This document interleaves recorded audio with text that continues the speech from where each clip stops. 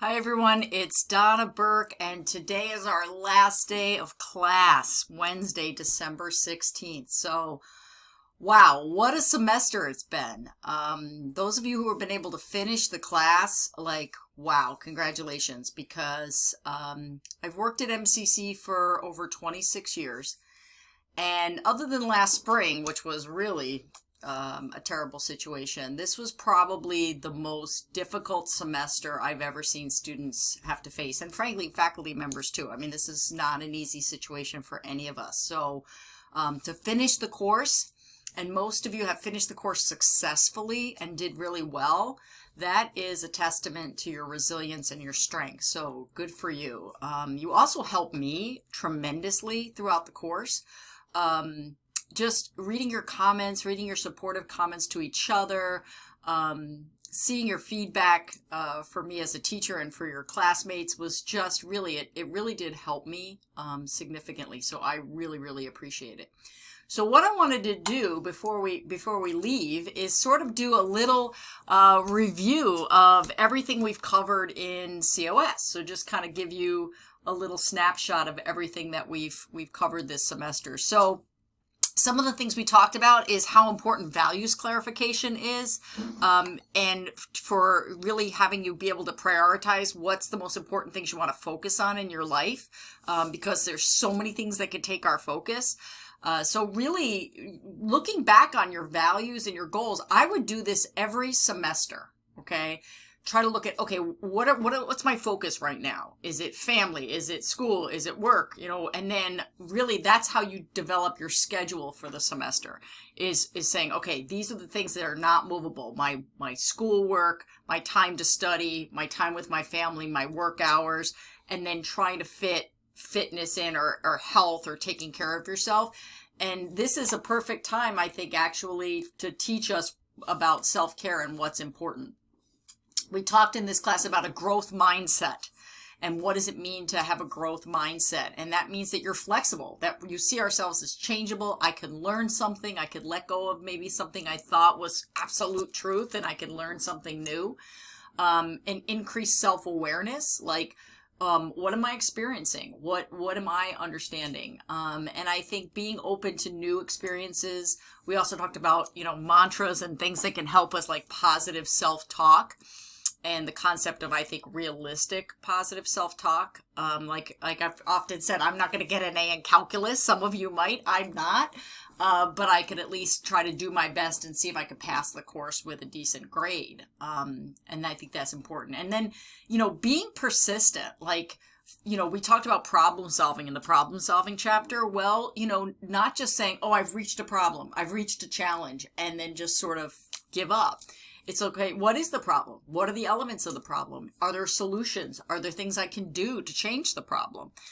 There may not be, and we may have to accept that, but really analyzing situations instead of just either throwing our hands up or steamrolling through it can help us solve problems. And probably the most important right now is using resources, counseling supports, friends, family, tutoring. Those are the things that are helping us get through these tough times. So hopefully COS has taught you to understand yourself better as a learner, be a more active learner. My mantra this semester was dig deep, dig deeper, and most of you took that to heart, and you really, in your answers, really dug deep. And remember, an essay question doesn't usually get answered with one sentence. It's an essay. But really trying to make sure that you're actively engaged in your own education. That is pivotal to your success moving forward. In these difficult times, trying to see if you could have a space in your home or outside the home or whatever you have available to you that just becomes your place to study or work. And again, using the right supports and resources. So if like me, math is difficult for me, I might start the semester off getting a tutor rather than waiting till I get into trouble in the course. And really, everything we learned in this class this semester, I'm hoping that you do a mini version of that at the beginning of every semester. So writing down what your values are, writing down what your goals and priorities for the semester are, and creating a time management schedule for yourself, writing down all your assignments, Those are things that are really, really important. Many of you were good at this, communicating with the professor, either via email. I loved when students visited me on Zoom. It really helped to get to meet you. And some of you I know I'm going to stay connected with for a long time because of that connection. So don't be afraid to visit professors in their office hours, especially on Zoom. So you can kind of get to know them a little bit better. But communicating via email, those kinds of things, it really helps to enhance the experience for both the student and the professor, to be honest. When I would recognize somebody's name and then know that I met them and can picture them, that was a great experience. So really try to make sure that you take that time. Some study strategies I'm hoping you take forward is actively reading, checking for your own understanding of what you just read, taking notes from what you read, taking notes in class. I mean, even though you might be taking classes online or in Zoom, sitting there with an old school pen and paper and trying to take notes, being active. Creating summary, or what we call cheat sheets. No cheating. You just read chapter 10. You can't cheat. But cheat sheets in the sense of all the information kind of in one place for you can kind of review, like a review sheet. Flashcards, the online program called Quizlet, where you can make up quizzes and use other quizzes that have already been made. Concept maps, study groups and partners like Circle In on the MCC website. More and more classes are using that, so be on the lookout for that. Using an outline to start a major project, or especially papers. You know how we could procrastinate, like, oh, I got that big paper I got to write, and you don't always get around to doing it or starting it? An outline is a low stakes way of saying, okay, I'm going to create an outline. Here's my topic. These are the 3 things I'm going to talk about in the introduction. Maybe break each one of those 3 things into a separate paragraph. Here's my conclusion, and just keep starting to fill those in. One, it makes for a much more organized and logical paper when you do an outline. But 2, it starts that momentum to actually get something done. And then you can start building on those pieces. So don't underestimate the power of an outline. And extremely important right now is stress and health management. Many of you were brave enough to talk about some of your struggles that you're dealing with this semester, with anxiety.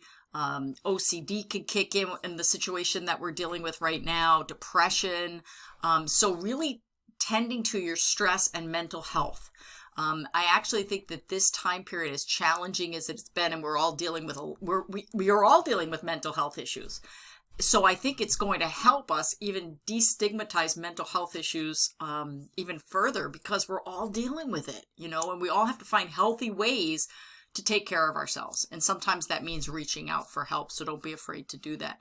Some other strategies you can see here: breaking larger assignments or challenges into smaller pieces, focusing on the basics of self-care, eating, drinking water, especially drinking a lot of water. First thing after my cup of coffee, which I need to function in the morning, is I start drinking water. And that's so important. But sleep, and then physical activity. And physical activity doesn't mean you have to go out and climb a mountain or do a marathon, although those are good things to do.